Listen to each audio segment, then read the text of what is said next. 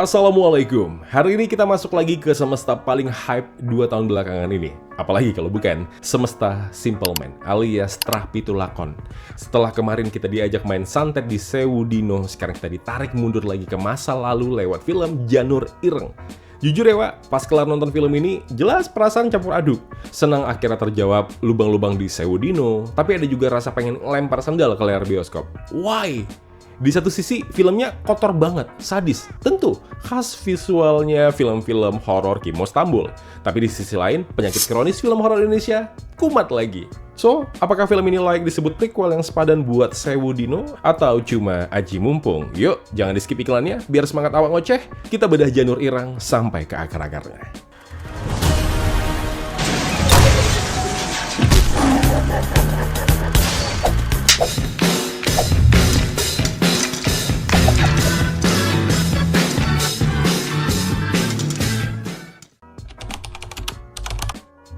Oke Wak, kita masuk ke ceritanya dulu, biar kalian pada paham konteksnya. Jadi film ini adalah prequel, jadi bukan sequel ya sekali lagi. Kejadiannya itu sebelum Sewu Dino. Jadi kalau di Sewu Dino itu kan kita lihat keluarga Atmojo yang diserang. Nah di sini tuh kita dikasih lihat siapa pelakunya. Nah fokus ceritanya ada di sepasang kakak beradik yatim piatu. Ada Sabdo yang diperankan Martino Leo dan Intan yang diperankan Ratu Rafa. Hidup mereka tuh udah susah Wak, tinggal berdua, ya sederhana lah hidupnya. Tiba-tiba rumah mereka terbakar habis, ludes jadi abu. Nah, di tengah keputusasaan itu, datanglah sosok penyelamat kesiangan. Namanya Arjo Kuncoro, diperankan sama Tora Sudiro. Nih, saudara gua, sama-sama Sudiro nih. Nah, dia ngaku-ngaku sebagai paman mereka. Si Arjo ini orang kaya, bangsawan, rumahnya gede, tapi auranya suram sekali. Dia bawa Sabdo sama Intan tinggal di rumahnya. Nah, kelihatannya baik kan? Salah besar kalian. Di dunia Simple Man, gak ada makan siang yang gratis, Wak. Ternyata, Arjo Kuncoro ini lagi perang dingin sama keluarga Atmojo. Istrinya sakit-sakitan karena nampung santet kiriman musuh. Nah, si Arjo butuh alat baru buat nyerang balik. Si Sabdo inilah yang diproyeksikan jadi Cungu Songo. Istilahnya kayak panglima perang goib atau anjing penjaga lah buat keluarga Kuncoro. Sementara si Intan, nasibnya lebih tragis lagi. Disiapkan jadi tumbal buat ritual Janur Ireng. Nah, gak usah kepanjangan, nanti jadi spoiler. Sekarang kita bedah pemainnya. Ini poin paling menarik sekaligus paling bikin frustasi sih. Kita mulai dari yang bagusnya dulu ya, Tora Sudiro. Wah, sumpah, aku kaget kali. Kita kan taunya Tora itu kan aktor komedi, ataupun paling tidak main film drama lah gitu kan. Ya, bawaannya emang lawak terus tuh orang. Itu aslinya loh. Tapi di sini, dia bertransformasi total. Dia jadi Arjo Kuncoro yang karismatik, dingin, tapi aura jahatnya itu ngerembes pelan-pelan. Dia nggak perlu melotot-lotot lebay buat kelihatan seram. Cukup dengan senyum tipis, dengan nada bicara yang tenang, kita tuh udah tahu kalau orang ini sakit jiwa. Ini salah satu penampilan terbaik Tora Sudiro di luar komedi. Dia berhasil ngebawain karakter bangsawan Jawa yang gila hormat atau rela ngelakuin apa aja demi martabat keluarganya. Nah, sekarang kita ke masalah utamanya, Martino Leo sebagai Sabdo.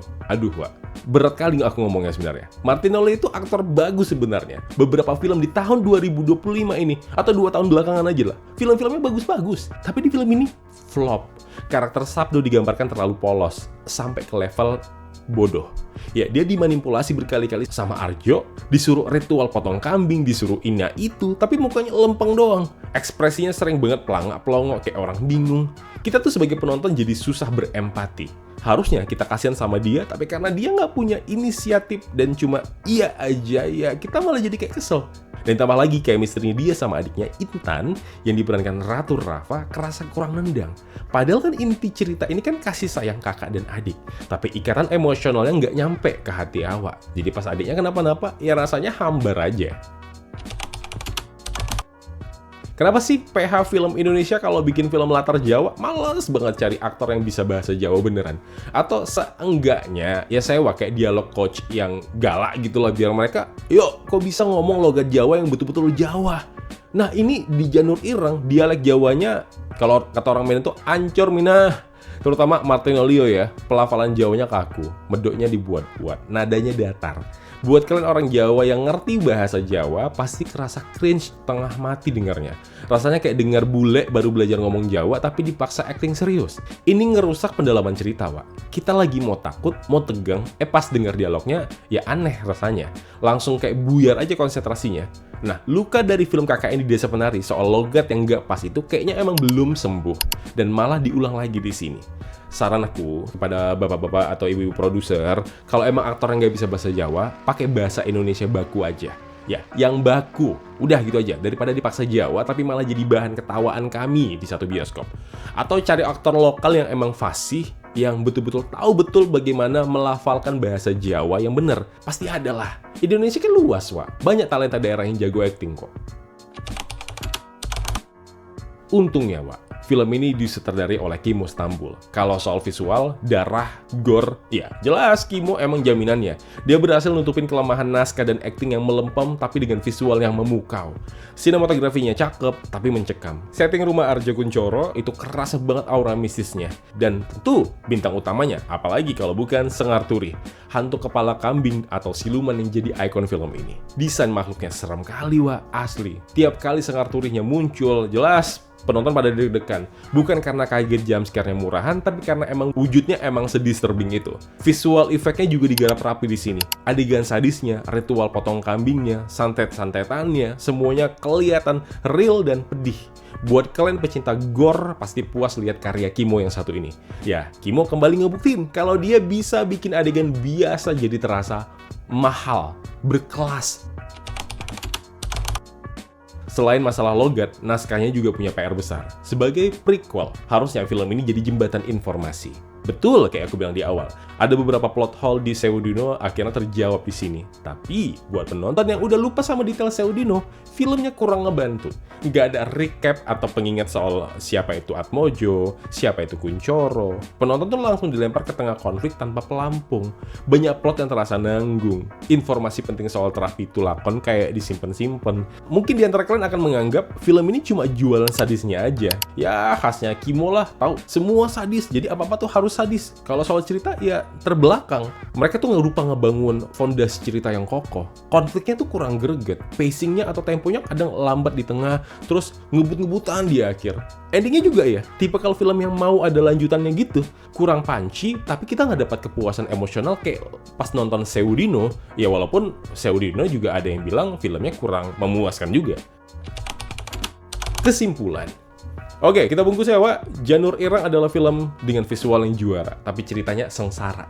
Film ini sukses nampilin ketajaman perang santet, busuknya hati manusia yang terwakili sama karakter yang dibawakan Tora Sudiro. Kimo Stambul pun berhasil bikin visual horor yang estetik dan ngeri. Tapi film ini jatuh karena penulisan karakter utamanya yang lemah. Acting Martinelli yang sebenarnya bagus banget dia main, tapi sayangnya di film ini kebanting.